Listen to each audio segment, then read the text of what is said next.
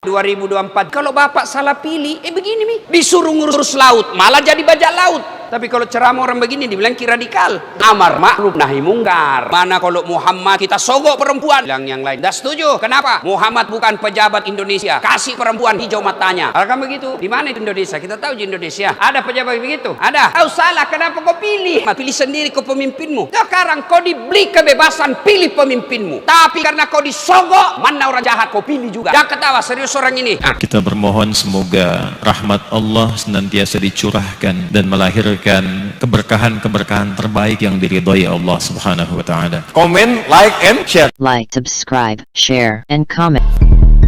Orang Islam harus berpolitik supaya ruang-ruang politik ini tidak menjauh dari maqasidus syariah. Manusia berasal dari kera.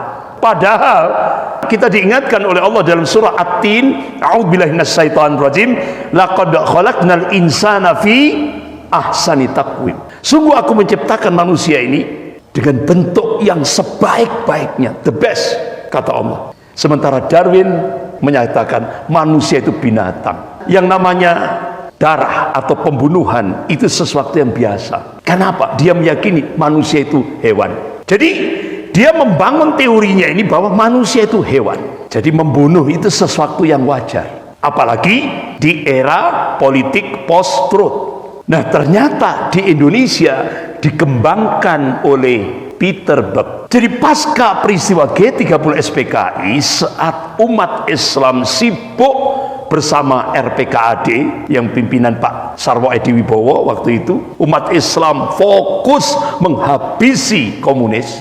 Peter Buck memanfaatkan kondisi seperti itu untuk merekrut siapa yang paling dekat dengan Presiden Soeharto, yaitu Jenderal Ali Murtopo. Akhirnya Peter Buck memberi janji, dan ini diungkap oleh wartawan majalah Tempo tahun 1971. Saya punya datanya. Jenderal Ali Murtopo, kalau Anda ingin jadi RI 1 setelah Presiden Soeharto, syaratnya cuma satu, habisi umat Islam.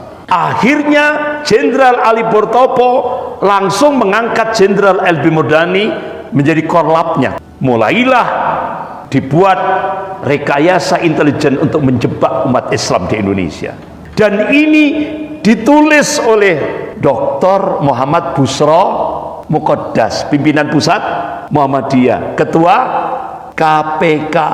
Rinci sekali mengungkap ini, dibedah di Universitas Muhammadiyah Surakarta. Jadi ternyata Jenderal Ali Murtopo langsung start pertama tahun 1970 merekrut Nur Hasan Ubaidah Kediri, diangkat jadi imamnya Islam Jamaah, berubah jadi Darul Hadis, berubah jadi Lemkari, nah sekarang berubah jadi LDII.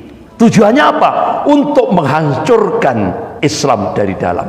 Dia mengkafirkan orang yang di luar jamaahnya. Itu kesesatan. Untuk menghancurkan Islam dari dalam. Yang kedua, Jenderal Ali Murtopo mengangkat Adah Jailani untuk menghancurkan NII asli. Dibuatlah NII palsu, termasuk pimpinan pondok pesantren yang di Indramayu itu, Zaitun, Panji Gumilang. Kemudian tahun 76 sampai 81 Jenderal Ali Murtopo membangun Komji, Komando Jihad, seluruh Jawa sampai Jawa Timur. Jawa Timur yang paling banyak. Makanya ketika saya diundang tablik akbar di Takran, Magetan, tempatnya Pak Dahlan Iskan, itu banyak orang-orang Komji. Ya Allah, berapa ribu umat Islam yang dibunuh oleh Jenderal Ali Murtopo lewat korlapnya Jenderal LP Murdani. Ribuan yang dibunuh. Kemudian Warman, Jamaah Imron tahun 81. Sebenarnya namanya bukan Imron, nama aslinya itu Amran. Direkrut oleh Jenderal Ali Murtopo untuk disekolahkan di Libya untuk menguasai ilmu teroris. Lulus dari Libya, pulang ke Indonesia oleh Jenderal Ali Murtopo, digerakkan dengan operasi pembajakan pesawat Garuda, peristiwa Woyla di Bandara Don Muang, Thailand. Korlapnya Jenderal LB Murdani, anak buahnya Jenderal Sintong Panjaitan. Tujuannya apa? Untuk menjadikan umat Islam kambing hitam. Itu namanya operasi intelijen flash flag. Sebuah operasi intelijen kalau sudah berhasil, siapa yang dijadikan kambing hitam? Kemudian itulah yang disebut dengan Jamaah Imron. Kasus teror Warman di Jawa Tengah, kelompok Usro, Tanjung Priok, berapa umat Islam yang dibunuh, hampir ratusan di Tanjung Priok itu. Selokan-selokan itu penuh dengan darah, pakai senjata otomatis, termasuk tokohnya Amir Biki yang meninggal. Besoknya malam hari itu Jenderal LB Murdani mengerahkan traktor, skrop traktor besar. Jadi mayat-mayat umat Islam yang ratusan itu di-skrop, kemudian dilemparkan ke bak truk, ada yang dilempar ke laut, ada yang dikubur di kuburan massal. Besoknya Jenderal LB Murdani memberikan konferensi pers, yang meninggal cuma 3 orang. Padahal ratusan yang dibunuh. Kemudian Talang Sari Lampung, berapa umat Islam yang dibunuh. Kemudian Dom Aceh, kurang lebih 5.000 umat Islam yang dibantai. Ngeri Pak, ngeri. Kemudian di tempat saya di Banyuwangi, itu Bupati Banyuwangi Pak Edi Slamet diperintah untuk mendata dukun-dukun santet karena ada operasi ninja. Nggak tahunya yang dibunuh kiai, ulama, bukan dukun santet. 253 ulama dibunuh, sampai sekarang dipetieskan. Nah inilah Pak, Jenderal Sumitro menyebut ini adalah rekayasa opsus Jenderal Ali Murtopo yang menerapkan teori pancing dan jaring. Jadi dipancing, kemudian dijaring, dihabisi. Tujuannya apa? Untuk menjadi Presiden Republik Indonesia. Apa yang terjadi? Pak Harto orang ahli strategi, langsung dikotak Pak Jenderal Ali Murtopo jadi Menteri Penerangan sampai mati. Sampai akhirnya banyak umat Islam itu terbengong Pak. Jenderal Ali Murtopo itu ternyata keluarga santri, keluarga Hizbullah. Kalau keluarga Hizbullah Islamnya kental, cikal bakal TNI. Kenapa kok berubah 180 derajat? Karena iming-iming jabatan presiden. Syaratnya apa? Habisi umat Islam. Sampai akhirnya mati Pak. Ali Murtopo mati. Wassalam wa kalam. Diteruskan Jenderal LB Murdani. Ternyata Jenderal LB Murdani menggunakan strategi ala PKI. Fase pertama, fase kedua, ketiga, keempat, kedua, ketiga, keempat, kelima, keenam, ketujuh, kedelapan. Ujung-ujungnya Jenderal LB Murdani akan mengincar jabatan wakil presiden. Sehingga akhirnya yang dipilih Pak Harto, Profesor Habibie. Sehingga akhirnya dibuatlah peristiwa Mei 98. Mei 98, chaos. Akhirnya Jenderal Sintong Panjaitan ditanya oleh wartawan. Ini Pak, waktu kejadian itu Jenderal Wiranto lari ke Singosari, ke divisi Kostrad yang dijadikan fitnah Prabowo. Akhirnya Jenderal Sintong Panjaitan ditanya, kan yang difitnah Prabowo, apakah Prabowo bisa menggerakkan peristiwa Mei 98? Nggak bisa. Prabowo waktu itu jadi Pangkostrat. Yang bisa menggerakkan peristiwa Mei 98 itu yang menguasai angkatan darat, angkatan udara, angkatan laut, kepolisian adalah Jenderal LB Murdani. Tapi yang difitnah Prabowo. Akhirnya kullu nafsin dha'iqatul maut. Setiap yang hidup pasti mati. Akhirnya mati semua ini Pak. Peter Berg mati, Ali Murtopo mati, LB Murdani mati. Nah sekarang yang meneruskan siapa? Hendro Priyono dan Luhut Binsar Panjaitan. Model itu tadi, teori Darwin itu adalah Hendro Priyono dan Luhut Binsar Panjaitan. Kalau Hendro Priyono itu masuk di invisible hand, artinya kekuatan tersembunyi, tidak terlihat di balik layar. Sementara Luhut Binsar Panjaitan masuk di permukaan, the real presiden. Menteri Luhut sampai ngurusi haji Luhut, Luhut, ngurusi minyak Luhut. Inilah blueprint Zionis Yahudi untuk menguasai dunia, terutama Indonesia. 9 strateginya untuk menghancurkan Indonesia. Qala Nelson Mandela, penjahat itu tidak pernah membangun negara. Mereka hanya memperkaya diri sambil merusak negara. Jadi penjahat itu tidak pernah membangun negara. Mereka hanya memperkaya diri sambil merusak negara. Ini nyata Pak, bukan fitnah, nyata.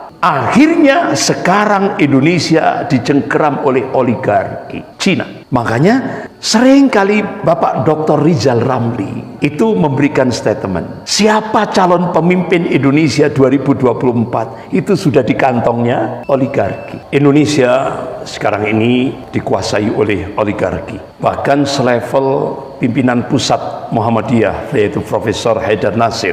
Selama ini saya dengar itu statement-statement beliau bahasanya santun sekali.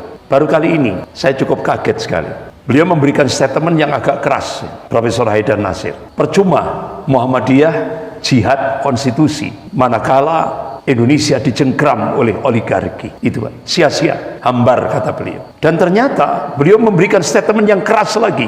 Apa? Ini sudah ugal-ugalan. Bahkan tidak hanya ugal-ugalan, beliau mengatakan ini sudah bebal ini, Pak. Hartanya oligarki satu konglomerat Cina itu sama dengan hartanya 100 juta rakyat Indonesia satu orang. Seperti contoh PT Sinarmas, oligarki itu benar-benar menguasai betul. Setelah menguasai ekonomi, dia menguasai politik. Ternyata 2014 Jenderal Hendro Priyono dan Jenderal Luhut bin Sarpanjaitan mengatur bagaimana untuk memenangkan Pilpres 2014, sampai-sampai mendatangkan hacker-hacker dari Cina untuk memanipulasi data KPU.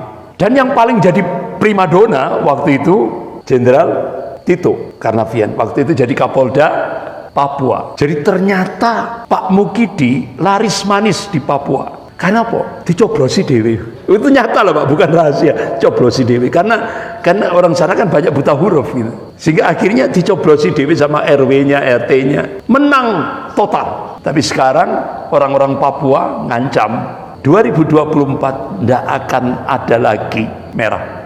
Nah akhirnya Jenderal Tito dapat hadiah jadi Kapolri. Semua gerakan politik Islam, harokah keislaman kita, siasah Islam kita kemudian melenceng ketika dibelokkan oleh dua kelompok ini, yang dua-duanya hari ini masuk ke negara kita dengan berbagai kelompok-kelompok dan metodologinya. Kelompok Wahabi, kelompok Salafi Wahabi dengan berbagai tipu dayanya berusaha menggerus kita satu persatu. Kelompok Ikhwanul Muslimin juga menggunakan metodologi yang sama lewat parpol. Ada parpol hari ini yang betul-betul didirikan berdasarkan berbagai ajaran-ajaran dan cita-cita serta ideologinya Ikhwanul Muslimin. Ada di kita hari ini 3 huruf nama partainya.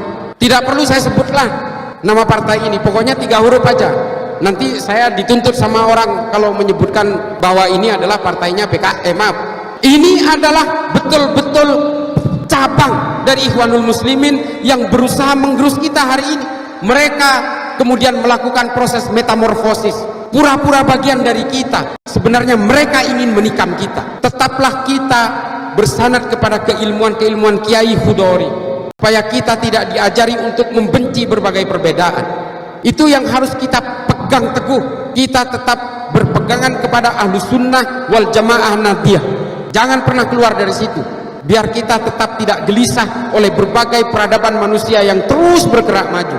Dan 2014 melahirkan cebong dan kampret hingga hari ini tidak selesai juga. Dendamnya awet, marahnya awet, musuhannya awet, karena masing-masing merasa dilegalkan oleh ajaran-ajaran agama. Saya nggak mau nyebut partai, nanti disangkain kampanye politik lagi. Yang tadi karena kelepasan, yang 3 huruf. Maaf, dari Kemenak itu biasanya masih menyamarkan dengan partai kurang selawat. Tetap berpegang teguh kepada kedamaian, kepada kemanusiaan dan cinta. Islam itu diturunkan oleh Allah untuk tujuan-tujuan supaya manusia ini tertib.